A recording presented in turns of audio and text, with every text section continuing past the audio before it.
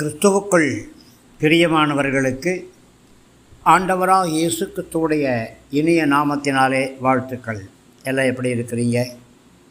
இந்த நாளின் தியானத்துக்காக எடுத்துக்கொண்ட வேத பகுதி ஆதியாகமத்தின் புஸ்தகம் 32ஆம் அதிகாரம் 12வது வசனம். தேவரீரோ, நான் உனக்கு மெய்யாகவே நன்மை செய்து உன் சந்ததியை எண்ணி முடியாத கடற்கரை மணலைப் போல மிகவும் பெருக பண்ணுவேன் என்று சொன்னீரே என்றான். பிரியமானவர்களே, யாக்கோப்புக்கு ஒரு பிரச்சனை, ஒரு நெருக்கடி, ஒரு பயம். நம்முடைய வாழ்க்கையிலும் கூட பல வேளைகளிலே பிரச்சனைகள் உண்டு, ஆபத்துக்கள் உண்டு. அப்படிப்பட்ட நேரத்திலே நாம் என்ன செய்ய வேண்டும்? யாக்கோப்பு என்ன செய்தார்? அப்படிப்பட்ட சந்தர்ப்பங்களில் யாக்கோப்பு தன்னுடைய ஆபத்தான நேரத்தில் கர்த்தரை நோக்கி கூப்பிட்டார். இது நமக்கு ஒரு முன்மாதிரியான ஒரு காரியம். யாக்கோப்புக்கு கர்த்தருடைய கண்களில் கிருபையும் இரக்கமும் கிடைத்தது போல நம்முடைய வாழ்க்கையிலும் கிருபையும் இரக்கமும் கிடைக்கும். ஒருவேளை வேதனையா, துக்கமா, பயமா, வியாகுலமா, யாக்கோப்பை போல கர்த்தரை நோக்கி கூப்பிடுங்கள்.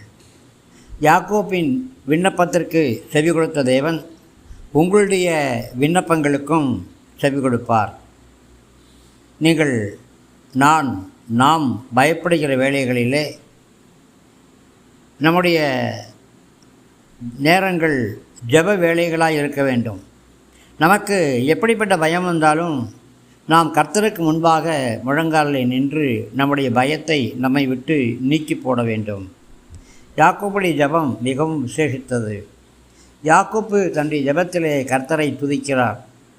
தன்னுடைய ஜீவிதத்திலே கர்த்தருடைய நாமம் மகிமைப்பட வேண்டும் என்று யாக்கோப்பு வாஞ்சிக்கிறார். யாக்கோப்பின் விண்ணப்பம் ஒரே ஒரு விண்ணப்பம்தான், என் சகோதரனாகிய ஏசாவின் கைக்கு என்னை தப்புவியும்.